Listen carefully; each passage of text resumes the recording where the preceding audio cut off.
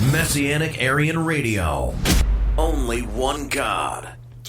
Hello, this is Eliseo Rodriguez, and this is the Arian Orthodox Church, and we are moving forward here.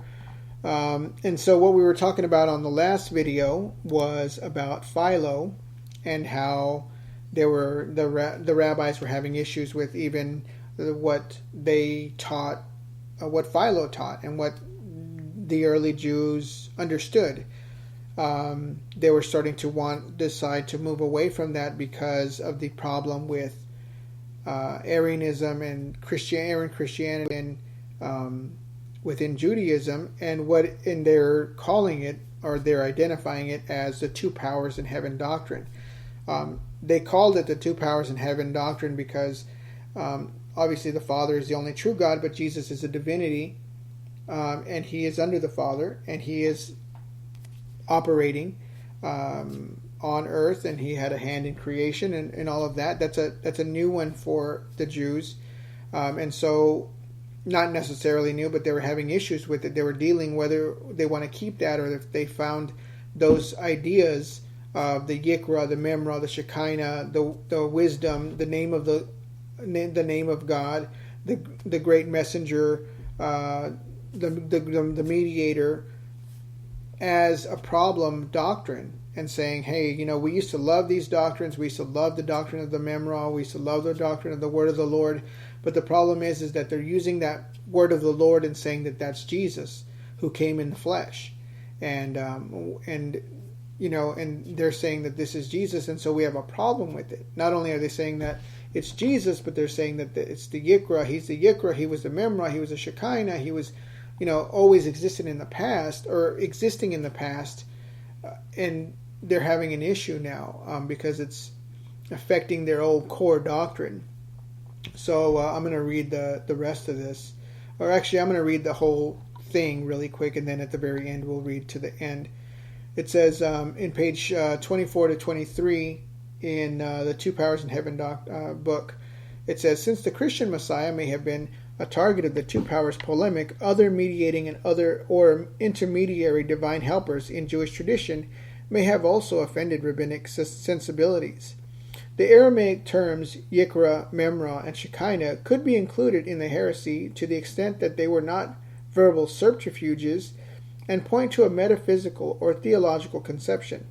However, it seems likely that these traditions represent rabbinic attempts to explain dangerous scripture rather than heresy itself. In view of the lack of other evidence, and because of his obvious genius, Philo has long been held to be the example par excellence of Hellenistic Judaism of the first century. His term of the use logos points to Jewish familiarity with Hellenistic philosophical schools. Philo's concept of the logos is a combination of Platonic ideas of divine intermediation and the Stoic world spirit.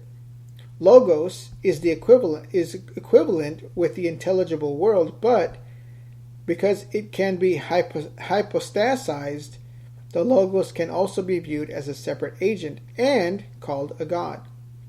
Hence, any Jew who shared Philo's views of the nature of divinity could be a prime candidate for the charge of two powers in heaven.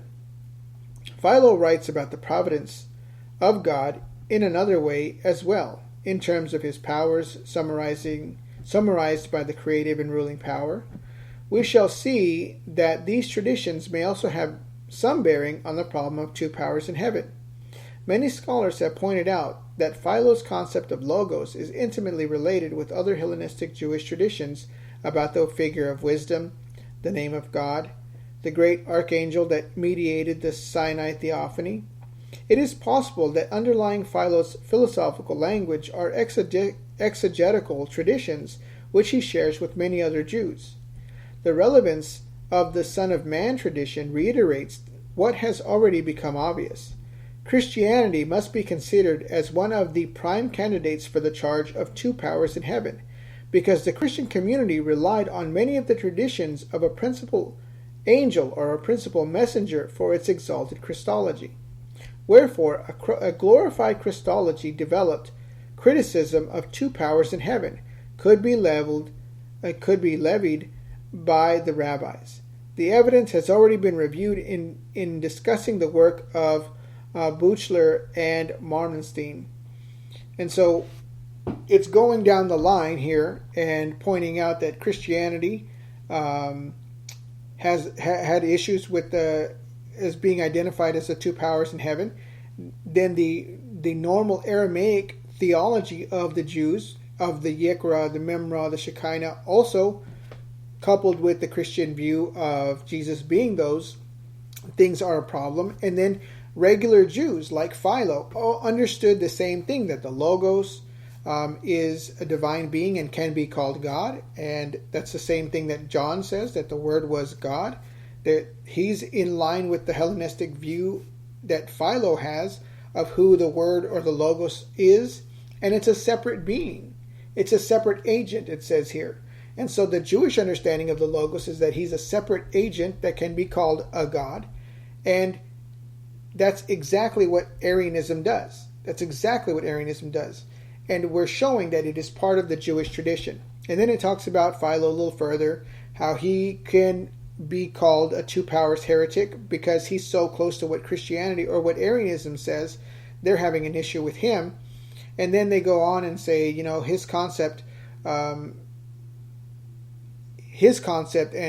the ideas and the philosophical views of Philo are shared by many Jews. And then at the very end it says the relevance of the Son of Man tradition, which is the Messiah, reiterates this because of the Christianity where we have the charge of calling out two powers and talking about the Father being the only true God and then Jesus being called a God.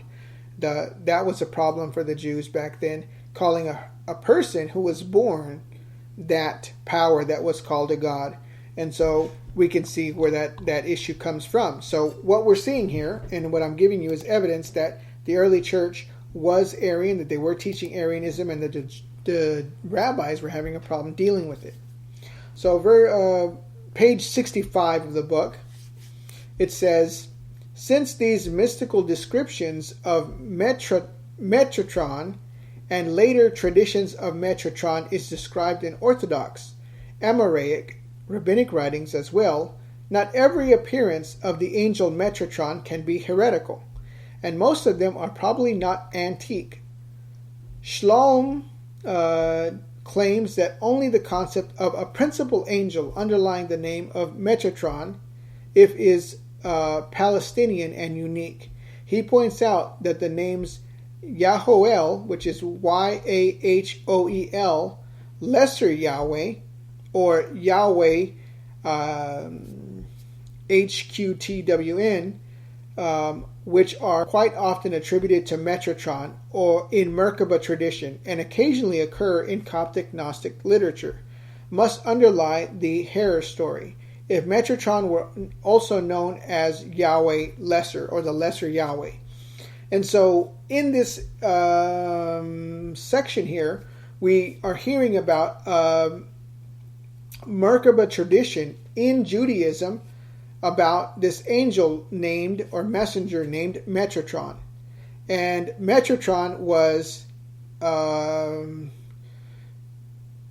that they gave him a name of Yahoel, which means lesser God or lesser Yahweh.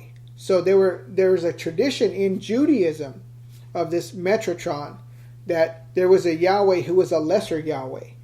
And so that's going back to Arianism. Where does Arianism get the idea that Jesus is given the name Yahweh and it would be a lesser Yahweh essentially? Well, it's Jewish Merkaba traditions that the apostles, the Jewish traditions are following them into the Arian understanding or the Christian understanding of the Merkaba understanding. But that this lesser Yahweh doctrine in Judaism is part of their tradition. And like it says, not all of it is heretical to them, to the Jews. It's not a heretical theory or idea or concept. It's something that can be accepted in Judaism.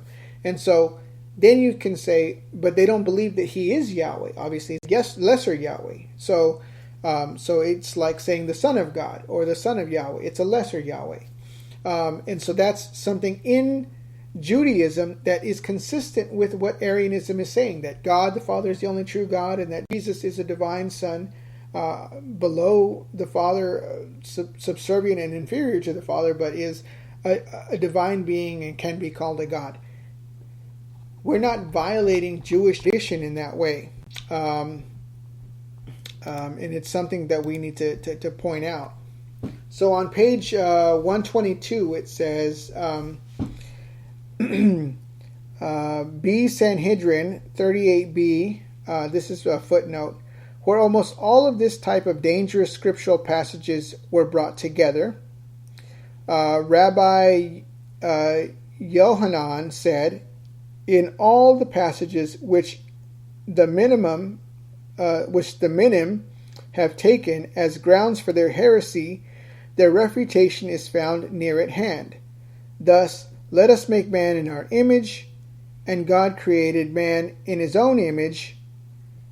Come, let us go down and be confounded in their language. And the Lord came down to see the city and the tower, because they were revealed to him. God unto God, who answers me in the day of my distress. For what great nation is there that has God so high unto it, as the Lord our God is unto us, whenever we call upon him. Deuteronomy 4:7. And what one nation is the earth in the earth is like thy people, like Israel, whom God went to redeem for a people unto himself, till thrones were placed, and one was Samuel 7:23, till thrones. No, I'm sorry, Dan 7:9, till thrones were placed, and one that was the Ancient of Days did sit. So these scriptures are scriptures that they were having problems with. So Rabbi Yohanan was quoting scriptures and showing which scriptures the Arian church was using to talk about multiple divine beings, and what they used to counteract that. And so it was, let us make man in our image, talks about multiple beings, and then they used, and God created man in his own image, so that it's all singular.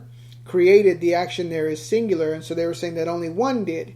And so what they're saying is that they weren't actually talking about two, it's just one, because it was singular who created. But then we understand that both of these can harmonize by understanding that there were two beings there. Obviously, God is the creator of all, and Jesus is just a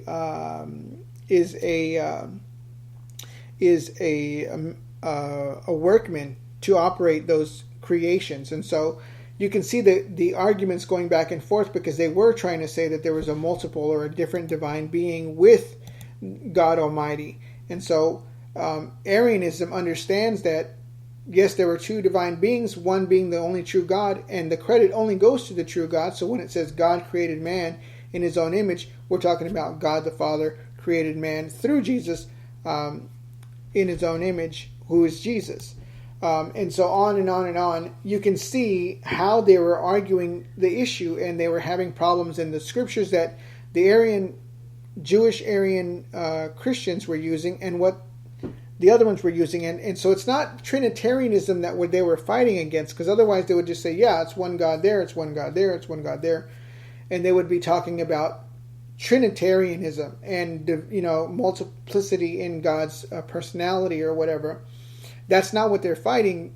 They're fighting against someone trying to say that there's multiple gods, that there's multiple beings there, and not, which is what Arianism says, that God is the only true God, and we only have one, but Jesus can also be called God, just like their own traditions, their own Jewish traditions that talk about the Word and the Logos, who can also be called God in their own view. And that's what the problem was. The Metatron being called a lesser Yahweh, the Yeqara, the Memra, the Shekhinah, the wisdom of God, the great messenger of the Lord. All of these beings are consistent with that. And so that's why they were having problems keeping that doctrine the way they always had.